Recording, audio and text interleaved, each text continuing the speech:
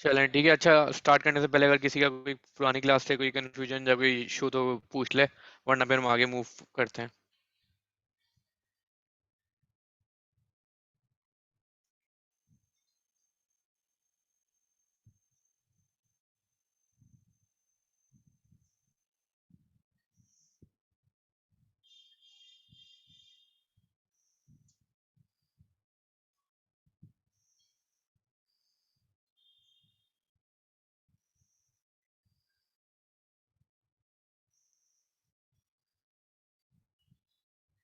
चलें, आप लोगों का कोई क्वेश्चन वगैरह नहीं है तो हम आगे मूव करते हैं। अच्छा, let me share my screen. Screen आ रही है आप लोगों के पास मेरी?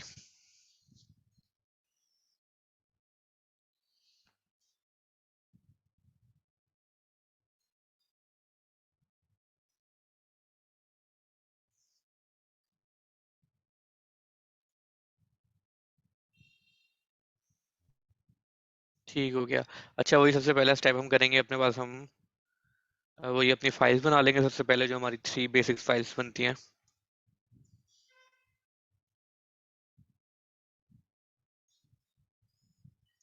सबसे पहले HTML की फाइल, उसके बाद एक स्टाइलिंग की फाइल बना लेंगे, और एक जावास्क्रिप्ट के लिए फाइल बना लेंगे। उसका नाम रख देते हैं script.js।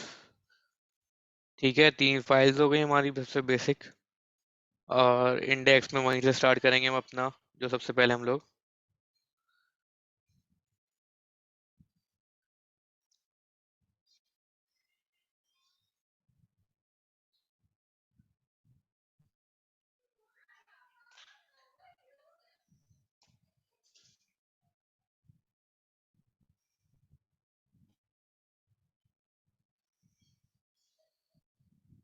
एक सेकंड।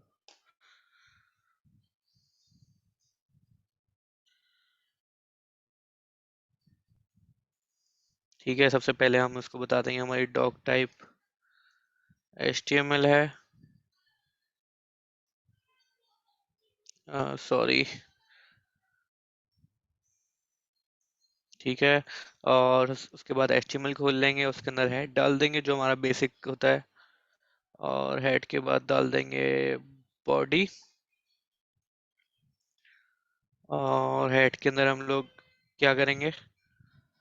हेड में हम टाइटल दे देंगे, जो भी हमारे प्रोजेक्ट का टाइटल है, वेबसाइट या जो भी चीज़ है उसका टाइटल दे देंगे। Rock paper and seizure. ठीक है, उसका गेम बना रहा है, उसका मैंने नाम दे दिया। और मैं अपनी CSS फाइल लिंक करवा दूंगा उसके बाद। ठीक है, style.css। और रेलेवेंस दे दूंगा, क्या है वो, स्टाइल शीट है, उसको बता दूंगा मैं। ठीक है। अच्छा, उसके बाद बॉडी के एंड में जो मेरी जावास्क्रिप्ट की फाइल है उसको इंक्लूड लिंक करवा दूंगा। उसके लिए होता है स्क्रिप्ट। उसमें सोर्स दे देते हैं, सोर्स में जो भी फाइल का नाम होगा वो दे देंगे। ठीक है, बेसिक हमारा सारा काम हो गया है। और बॉडी में मैं एक हेडिंग डाल देता हूँ, रॉक पेपर एंड सीजर।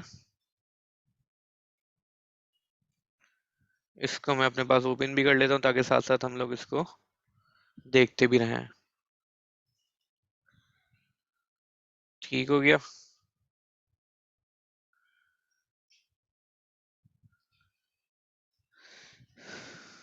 अच्छा, अब जिस लास्ट क्लास में जिस तरह से हमने काम किया था, इस तरह हम उसी तरह से अब इसमें डिव्स बनाएंगे और डिव्स के अंदर सारा काम करेंगे। लास्ट क्लास में जैसे मैंने आपको बताया था कि डिव्स के अंदर हम लोग सारा काम कर रहे होते हैं, तो उसी तरीके से हम सारा काम करेंगे डिव्स के अंदर। एक मैंने डिव बना लिया मेन, और उसको मैं क्लास दे दूंगा गेम के नाम से। उसके अंदर मैं एक और डिव बना लूंगा,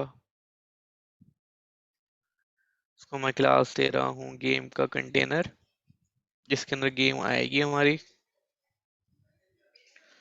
और इसके अंदर अब एक और डिव बनाऊंगा।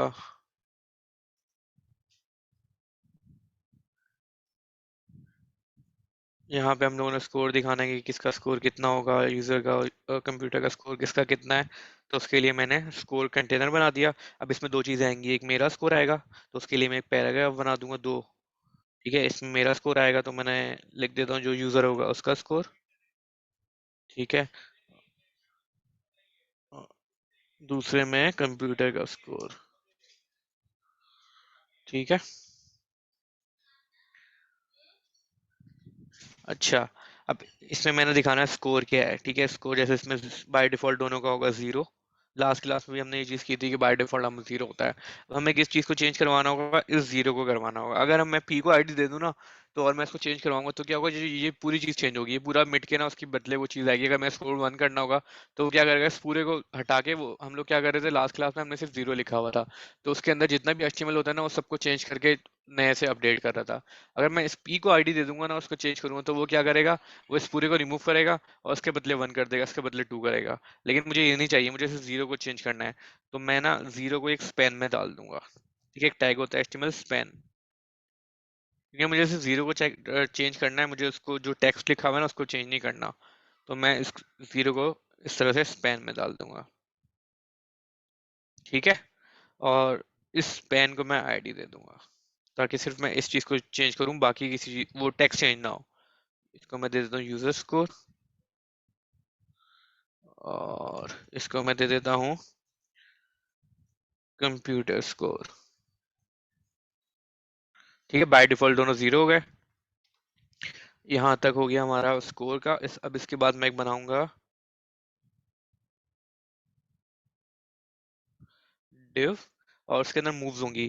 ठीक है, जो मतलब तीनों मूव्स होती है ना, तो उसका मैं आइटम नाम रख देता हूँ कि उसके अंदर मतलब आइटम्स हैं, मूव्स जो होती हैं, रॉक पेपर सीजर तीनों। ठीक है। अब इसके अंदर मैं तीन बटन बना दूंगा। रॉक पेपर सीजर तीनों का बटन बना दिया मैंने। ठीक है। इसको मैंने आईडी दे दी रॉक बीटीएन। इसको मैं आईडी दे दूंगा, रॉक के बाद पेपर होगा तो पेपर बीटीएन, और लास्ट वाले को दे दूंगा सीजर। ठीक हो गया।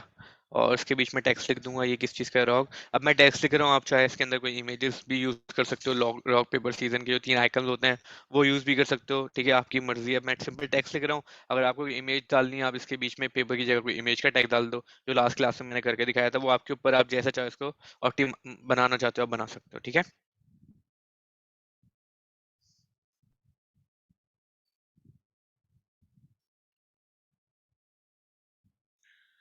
ठीक है, यहाँ तक हमारा हो गया काम क्लियर। अब मैं एक और वो बनाऊंगा डिव, जिसके अंदर ना हम लोग दिखाएंगे कि अ, हमने क्या सिलेक्ट किया, यूजर का क्या सिलेक्ट हुआ है, मतलब यूजर ने क्या सिलेक्ट किया और कंप्यूटर ने क्या सिलेक्ट किया और रिजल्ट क्या है। ठीक है, अब ये चीज दिखानी है मैंने, उसके लिए मैं एक और डिव बना लूंगा। ठीक है।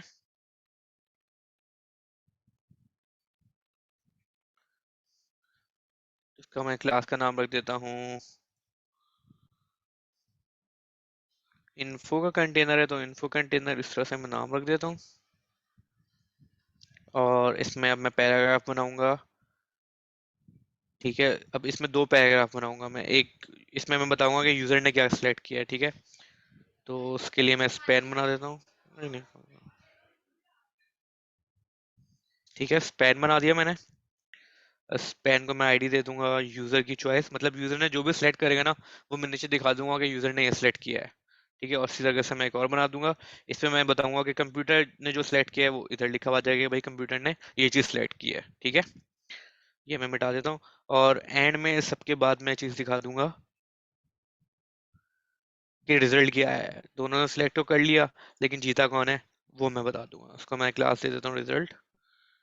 अच्छा, आज मैं स्टाइलिंग पे थोड़ा फोकस नहीं करूंगा, जावास्क्रिप्ट पे ही आज थोड़ा टाइम में, सॉरी लेट हो गया। तो आज फोकस जो ना हम जावास्क्रिप्ट पे ही करेंगे, प्रोग्राम बनाने में। स्टाइलिंग बाद में देख लेंगे अगर टाइम थोड़ा बचा। अभी हम बेसिक जो हमारा वो है ना एम, हम वो पूरा करेंगे। ठीक है। अब इसको हम देख लेते हैं हमारे पास किस तरह का सेंड वो आ रहा है। Sorry। ठीक है, इसको मैं रिफ्रेश करता हूँ। अब ये बिल्कुल बेसिक सा मैं बस, ये आ गया योर स्कोर, कंप्यूटर स्कोर, और तीन ऑप्शंस आ गए हैं। और नीचे वाला भी एम्प्टी है, क्योंकि अभी किसी ने कुछ सिलेक्ट, अभी हमने इसको यूज नहीं किया। जब हम इसको यूज करेंगे तो आईडीज के थ्रू नीचे हमारे पास यहाँ पे वो टेक्स्ट आ रहा होगा कि यूजर ने क्या सिलेक्ट किया, हमने क्या सिलेक्ट किया, और रिजल्ट क्या आया है। ठीक है। चलें, अब जो है ना हम बढ़ते हैं जावास्क्रिप्ट की तरफ। स्टाइलिंग एंड में देख लेंगे हम, हल्की फुल्की जितनी हो पाई। क्योंकि थोड़ा स्क्रिप्ट इसकी ज़्यादा है, तो पहले स्क्रिप्ट की तरफ आ जाते हैं, ताकि पहले स्क्रिप्ट को हम करें कंप्लीट। लास्ट क्लास की तरह हम वही कर लेंगे, पहले जितने भी आईडीज हैं हम सबको गेट कर लेंगे। ठीक है, सबसे पहले रॉक बटन है, रॉक बीटीएन मैंने नाम रख दिया उसका। Document dot gate element by ID. ठीक है, इस तरह से। और वहाँ पे मैं देखता हूँ मेरे पास कितने आईडीज हैं। एक, दो, तीन, चार, पाँच, छः, सात आईडीज हैं। ठीक है, तो वहाँ पे मैं पहले सात आईडी इस तरह से बना लेता हूँ। 6 7। ठीक है, अब मैं इसको जो जो जिसकी है वो यूज़ कर लूँगा उस तरीके से। ये पेपर बटन हो गया, ये सीजर बटन हो गया। और क्या था वहाँ पे हमारे पास, यूज़र की चॉइस है कि यूज़र ने क्या सेलेक्ट किया है। तो यूज़र चॉइस, और उसके बाद कंप्यूटर चॉइस हो गई। और रिजल्ट क्या है, जीता कौन है। उसके बाद स्कोर, दो स्कोर होंगे, एक यूज़र का होगा और एक कंप्यूटर का होगा।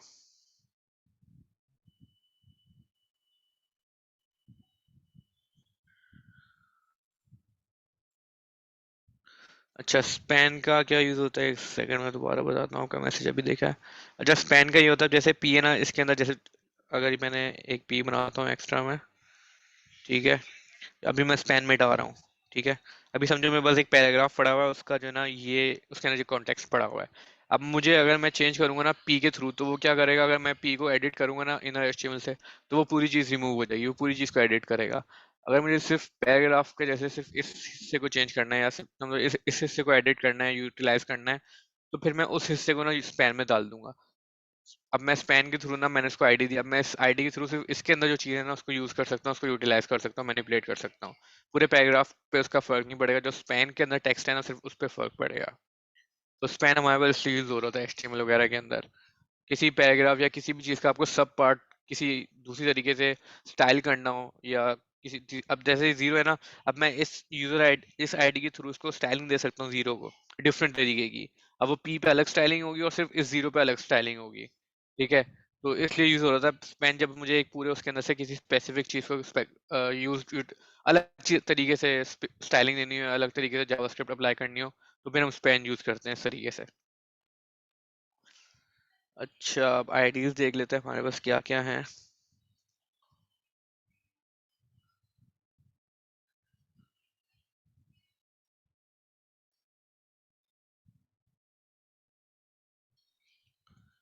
रॉक बीडियन हो गया, इसका पेपर होगा, इसका सीजर होगा।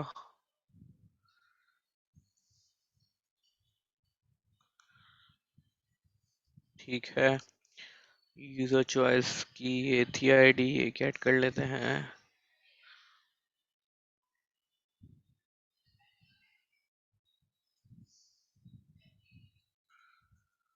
कंप्यूटर चॉइस, उसके बाद रिजल्ट का तो रिजल्ट ही है।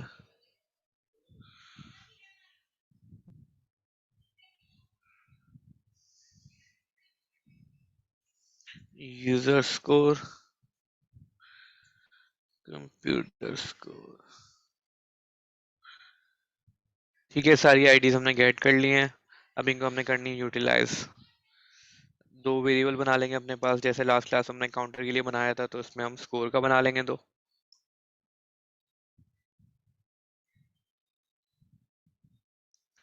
इसका मैं यूज स्कोर रख देता हूँ। अच्छा, जो वेरिएबल्स के नेम होते हैं ना ये सेम नहीं हो सकते, अगर मैं इसका भी यूजर स्कोर रखूंगा तो मुझे वो एरर देगा कि यूजर स्कोर ऑलरेडी पड़ा हुआ है, आप नहीं रख सकते उसको। अब ये देखो, ये दोनों यूजर स्कोर है ना, तो उसने मुझे एरर दे दिया कि यूजर स्कोर ऑलरेडी है, तो आप यूटिलाइज नहीं कर सकते। तो मैंने इसको ना यू स्कोर कर दिया। ठीक है, उसको मैंने सी स्कोर कर दिया, मतलब कंप्यूटर स्कोर। ठीक है।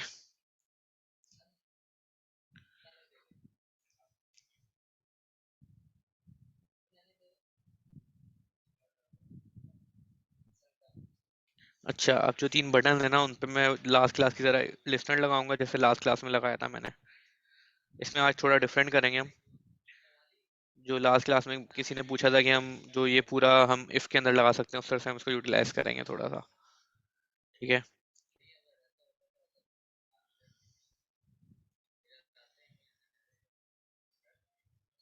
ठीक है, 3 बटन है ना, तो तीनों के मैं इस तरह से फंक्शन बना लूंगा।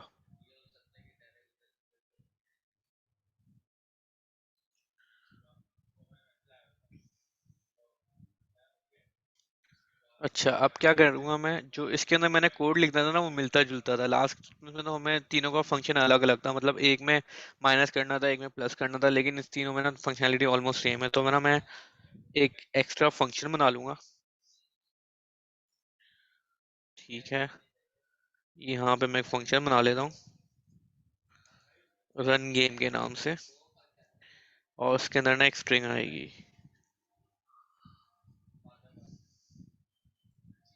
अब सारा काम ना मैं इसके अंदर लिखूंगा, और जो तीन मैंने फंक्शन बनाया ना वो उसको उसके अंदर मैं इस फंक्शन को कॉल कर दूंगा बस। अभी मैं समझाता हूँ ये किस तरह से चलेगा।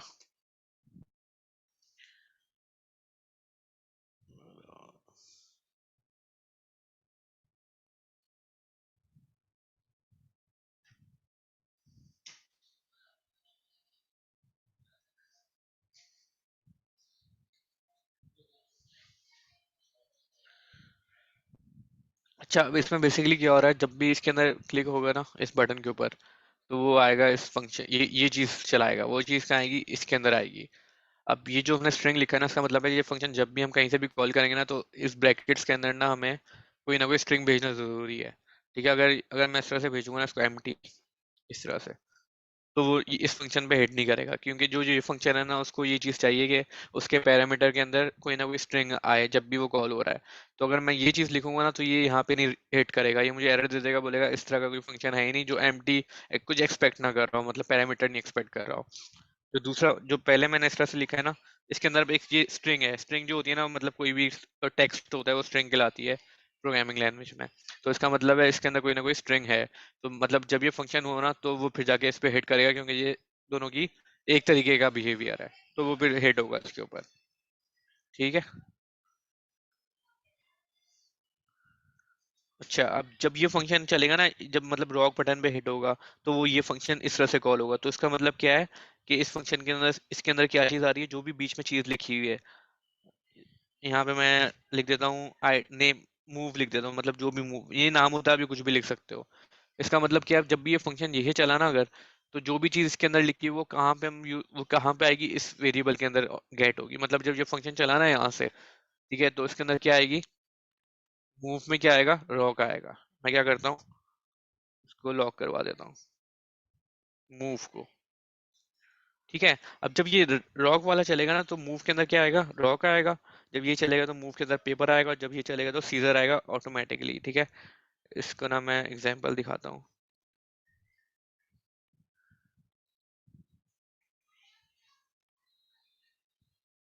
ठीक है,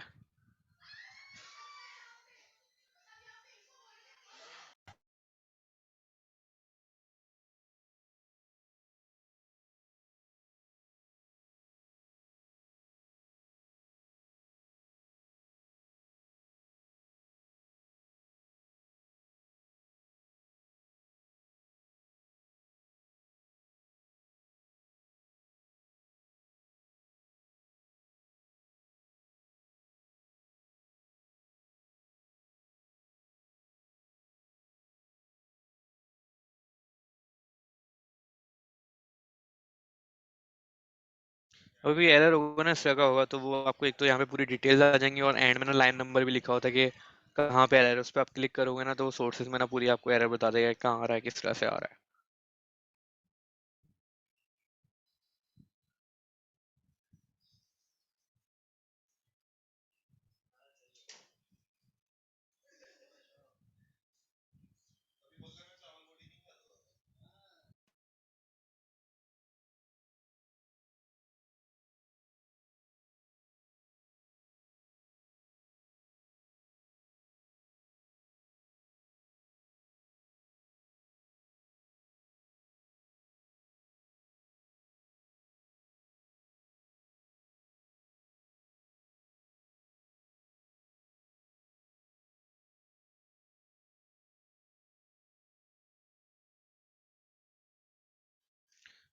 ठीक है, अब देखो मैं इस पे क्लिक कर रहा हूँ ना, तो ये आ रहा है, इस पे कर रहा हूँ ये आ रहा है, पेपर पे कर रहा हूँ तो पेपर आ रहा है।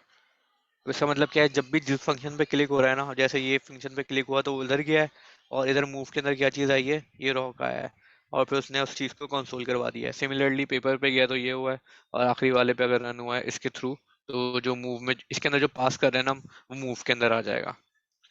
ठीक है, बताने का ये इसका पर्पस था। अच्छा, अब जैसे एरर की आपने बन के ना बात की, मैंने लिख दिया ये वन लिख दिया। अब इस नाम का ना कोई फंक्शन नहीं है यहाँ पे, इस नाम की कोई चीज़ नहीं है यहाँ पे।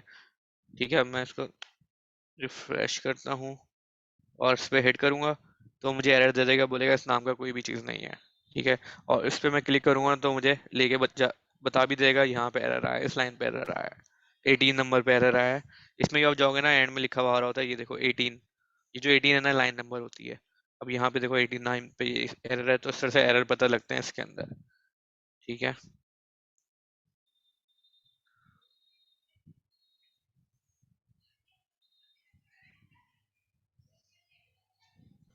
अच्छा, अब इसमें ना हमने सारी कंडीशंस लगा के हम लोग यूटिलाइज करेंगे कि भाई यूजर ने जो कंडीशन लगाई, अगर रॉ का आया है तो ये हो, पेपर आया तो ये हो, सीजर आया तो ये हो, उस तरह की अब हमने कंडीशन लगानी है इसके ऊपर। सबसे पहले हमें एक कांस्टेंट बना लेंगे हम लोग, यूजर इनपुट। इसमें हम क्या डाल देंगे, जो यूजर ने ऊपर से भेजा है, इसके अंदर रॉ पेपर जो भी चीज़ आएगी वो हम इसके अंदर रखवा रहे हैं यूजर इनपुट के अंदर। ठीक है, उसके बाद हम एक बना लेंगे जो हमारे पास वैल्यू उसका, और उसके अंदर हम तीन चीज़ें रखवाएंगे, रॉक, और जो जो नाम है ना वो मिस्टर से, ये कंप्यूटर की चॉइस है ना, कंप्यूटर इनमें से कोई एक चीज सेलेक्ट करवाएंगे हम। ठीक है, क्योंकि कंप्यूटर हमारे पास तो ऑप्शन है, तीन बटन दिए हुए, लेकिन कंप्यूटर के लिए हमने उन्हें इस तरह का एक एरे बना दिया है। इसमें तीन तीन एलिमेंट्स हैं, इनमें से वो तीनों में से कोई एक गेट करेगा कंप्यूटर ऑटोमेटिकली। ठीक है, वो अभी हम करेंगे किस तरह से सिलेक्ट करेगा। अच्छा, अब इन तीनों में से ना हमने कोई भी एक रैंडम सेलेक्ट करना है। ठीक है, ये एरे होता है, एरे कहलाता है, ये जो आप राउंड ब्रैकेट्स के अंदर आप कुछ डालो ना, स्क्वायर ब्रैकेट्स के अंदर कोई भी चीज़, ये एरे होती है। ठीक है, अब एरे का जो इंडेक्स होता है ना, जो स्टार्ट होता है वो जीरो से होता है, मतलब एरे के जीरो पे क्या पड़ा हुआ है, रॉक पड़ा हुआ है, एरे के वन पे पेपर पड़ा हुआ है, और एरे के टू पे सीजर पड़ी हुई है। ठीक है, तो इस तरह से काम चलता है।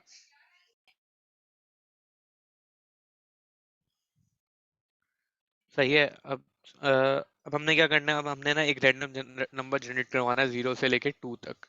ठीक है, नेक्स्ट स्टेप जो है 0 से 2 पे जब कोई नंबर जनरेट होगा रैंडम, फिर हम इस एरे में से ना वो जो भी रैंडम रैंडम नंबर जनरेट होगा, उसके ऊपर जो वैल्यू पड़ी हुई है ना वो हम गेट कर लेंगे, और हम वो कंसिडर करेंगे कि ये कंप्यूटर की वैल्यू है, और फिर उस वैल्यू को हम कंपेयर करेंगे यूजर की वैल्यू के साथ, और फिर हम चेक करेंगे कौन जीता है कौन हारा है। ठीक है। अच्छा, अब नेक्स्ट स्टेप क्या है, हम रैंडम एक नंबर जनरेट करेंगे।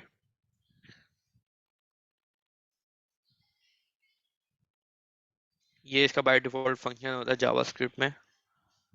मैं डॉट फ्लोर फ्लोर इसलिए कर रहा हूँ क्योंकि जो रैंडम होता है ना वो सिर्फ नेचुरल नंबर नहीं, वो कोई भी नंबर गेट करता है, ऐसे 0.1 0.2 सब गेट करता है, मुझे सिर्फ नेचुरल मतलब होल नंबर्स चाहिए, तो इसलिए मैं उसको फ्लोर करवा रहा हूँ, ताकि वो फ्लोर होता है कि जो ना आपका अगर 0.2 आया है तो उसको वो फ्लोर कर देगा, मतलब जीरो कर देगा, नीचे उस पे ले जाएगा, 0.9 भी होना तो उसको जीरो कर देगा।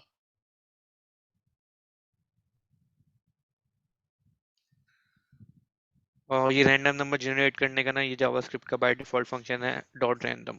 इसको जितना जितना आप उसको चाह रहे हो ना कि इस रेंज तक हो, उसका उससे मल्टीप्लाई करवा दोगे। अब इसका मतलब क्या है कि जीरो से स्टार्ट होता है हमेशा ये, तो जीरो से थ्री कोई भी होगा ना वो रैंडम नंबर जनरेट करवा देगा हमारे पास। ठीक है, अब जो भी नंबर जनरेट हुआ है, मैं ऊपर वाले में से वो वैल्यू उठा लूंगा। ठीक है, अब इस केस में ना हमारे पास सिर्फ तीन पॉसिबिलिटीज हैं, 0 1 2, ये तीनों नंबर्स गेट होंगे इस लाइन से ना, इस ये जो मैंने कोड लिखा है ना, इस कोड से सिर्फ तीन नंबर्स वैल्यूज गेट हो सकती हैं, 0 1 2। ठीक है, तो जीरो पे क्या पड़ा हुआ है, रॉक पड़ा हुआ है, पेपर पे वन, वन पे पेपर और टू पे सीजर। तो हमेशा ना कोई भी नंबर आएगा ना, अब मैं उस नंबर पे चेक करूंगा उस एरे में क्या वैल्यू पड़ी हुई है, और वो उसको मैं कह दूंगा भाई ये कंप्यूटर का इनपुट है, इस तरीके से। ठीक है, और इसमें मैं उस एरे का नाम लिखूंगा, और इसमें मैं लिख दूंगा जो भी मेरा नंबर गेट हुआ है रैंडमली। ठीक हो गया। मैं ना आप लोगों को थोड़ा और अंडरस्टैंडिंग के लिए ना वो नंबर प्रिंट करवा देता हूँ हर बार, ताकि क्लियर हो कि वो रैंडम नंबर क्या आ रहा है। ठीक है, इसको टेस्ट करते हैं। अब देखो उसने 2 किया है, नेक्स्ट पे 1 किया है, अब 0 किया है। अब ये रैंडम है, इसका कोई ऑर्डर नहीं है, इत्तेफाक हो सकता है कि ये देखो 2 दोबारा आया था, 2 0, कोई ये फिक्स ऑर्डर नहीं होता, वो रैंडमली उठा रहा होता है। ठीक है। अच्छा, अगर मैं इस तरह से लिखूंगा ना, वैल्यूज 0, तो इसमें क्या चीज आएगी, रॉक आएगा। इसको मैं कंसोल करवा के बताता हूँ हम लोगों को। वैल्यूज में 0 पे क्या पड़ा हुआ है, रॉक पड़ा हुआ है। तो जब भी मैं क्लिक करूंगा ना, तो वो क्या करेगा, वैल्यूज में जाएगा और देखेगा 0 में क्या पड़ा हुआ है, उसको लॉक करवा देगा।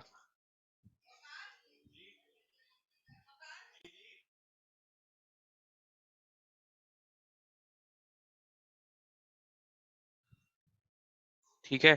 अब मैं कोई भी दबाऊंगा, 0 पे देखो वो पड़ा हुआ है, तो उसको प्रिंट करवा रहा है। अब इसी तरीके से ना मैं तीनों कर देता हूँ।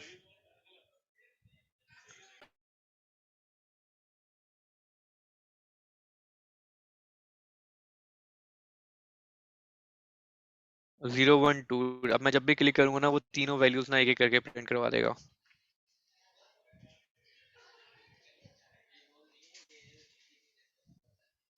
ये देखो इस तरीके से।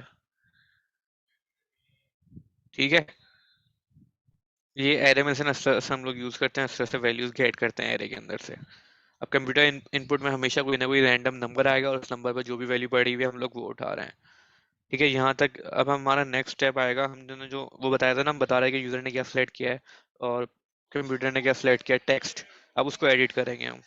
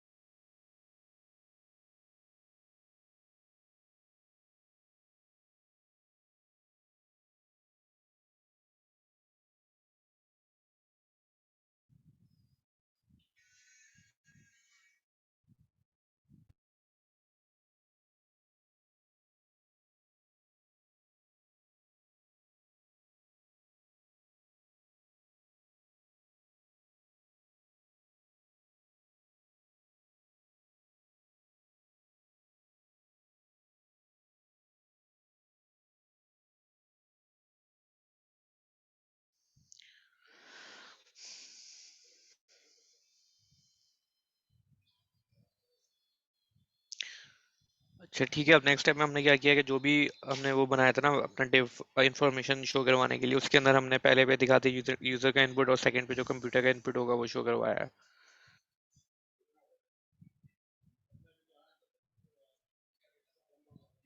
ठीक है, अब जैसे मैंने पेपर सेलेक्ट किया है, तो मेरा लिखा हुआ है पेपर, और बाय डिफॉल्ट देखो उसने सीजर सेलेक्ट किया था। अब सीजर किया है तो उसने सीजर, अब मैं दोबारा सीजर करूंगा तो वो सेम नहीं है, वो रैंडमली उठा रहा है। ठीक है। पेपर अब मेरा रॉक था, तो देखो वो ना रैंडमली उठा रहा है, सेम भी हो रहा है, कुछ चेंज भी हो रहा है। ठीक है, अब हमारा हाफ काम हो गया। अब हमने लास्ट स्टेप हमारा होगा, हमने कंडीशंस लगानी है और चेक करना है कि इन दोनों की कंडीशंस में कौन विन किया है, कौन लूज किया है, और उसके हिसाब से फिर हमें स्कोर को अपना अपडेट करवाना है। ठीक है। कोई क्वेश्चन हो किसी का, अभी तक कोई कंफ्यूजन हो तो पूछ ले।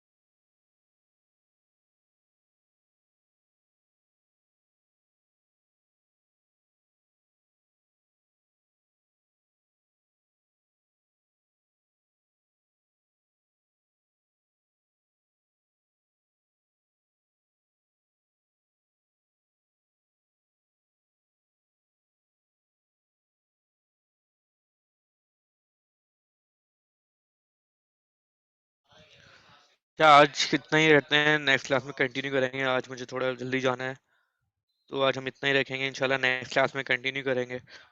आज का कोई किसी का क्वेश्चन वगैरह हो तो पूछ ले फिर, या कंफ्यूजन हो, वरना फिर नेक्स्ट क्लास में ना इससे आगे फॉरवर्ड करेंगे, मूव फॉरवर्ड करेंगे। कोई इशू या किसी का कुछ हो? क्या चीज़ शेयर की थी आपने?